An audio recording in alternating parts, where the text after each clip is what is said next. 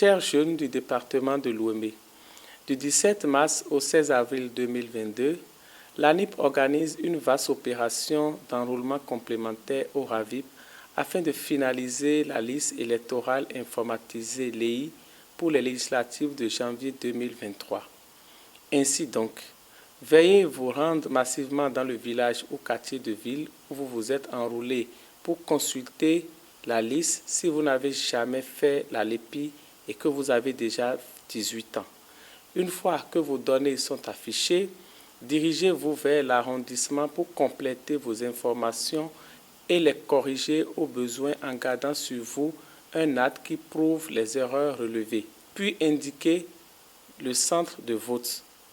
Au cas où vous n'avez jamais fait enrôler par le RAVIP ou vous l'avez fait et vos noms ne sont pas disponibles, pas de panique. Veuillez vous rendre au poste de recensement installé à l'arrondissement avec votre récépissé ou un acte d'état civil pour vous faire enrôler. Chers jeunes, le RAVIP est aujourd'hui un puissant outil de développement dont notre pays s'est doté et nul ne peut s'en passer.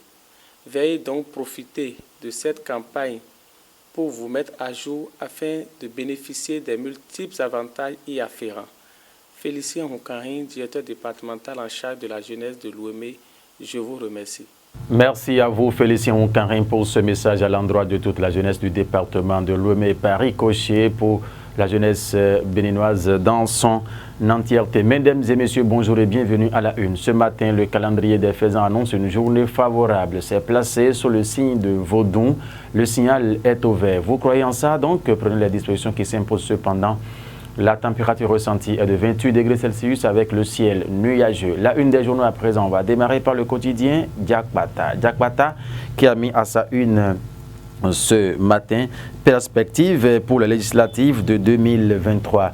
Jean Fassinou a comme avoir remobilise les jeunes BR de la 20e circonscription électorale. Il les entretient sur les enjeux législatifs et sur des ambitions nobles, à titre le journal Diakbata dans sa livraison de ce jour. Chandelier, renforcement des capacités des jeunes entrepreneurs.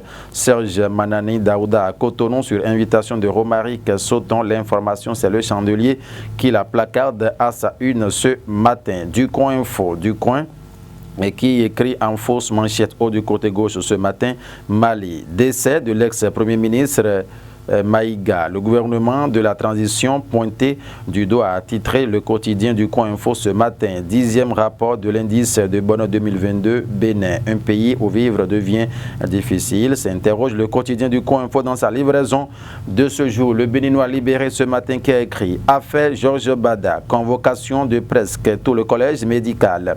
À quoi joue le gouvernement se demande le journal. 2 professeurs, un infirmier auditionné, gardé jusque tard dans la nuit avant d'être mis sous convocation comme 3 autres. L'information, le Béninois libéré l'a détaillé dans ses colonnes. Participation de l'opposition aux législatives du 8 janvier 2023. Voici le lieutenant de talon pour déjouer le plan des adversaires. Titré le journal en 2e grand titre ce matin. Le matinal, évasion de l'ex-maire d'Abomey Calavi, Georges Bada du CNHU HKM. Nécessité de situer les responsabilités. A titré le journal Le Matinal ce matin. Les détails sur ces sous-titres ont été donnés.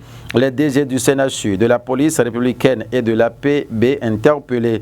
Les éclaircissements du PS de la Criette attendus. 3 enquêtes ouvertes par la justice béninoise. A mis le journal à sa une 5 ans d'activité sur le marché bancaire. Les belles performances de Coris Banque Internationale Bénin, 4e banque avec un bilan de 589 milliards de francs CFA. En page 5, l'information est à retrouver. Nous allons finir ce matin avec le quotidien Matin Libre qui a écrit Douane béninoise. Un Cathy se mélange les pédales. Qu'est-ce qui fait de cela au journal? Il faut donc aller en sa page 2 pour retrouver les détails. Et voilà, mesdames et messieurs, ce que nous pouvons donc retenir de la une de quelques canards parvenus à notre rédaction pour le compte de ce mardi 22 mars 2022. Félicien Bounin reste à la réalisation à la caméra. Merci de nous avoir suivis. Très bonne journée à tout un chacun de vous en compagnie de nos programmes.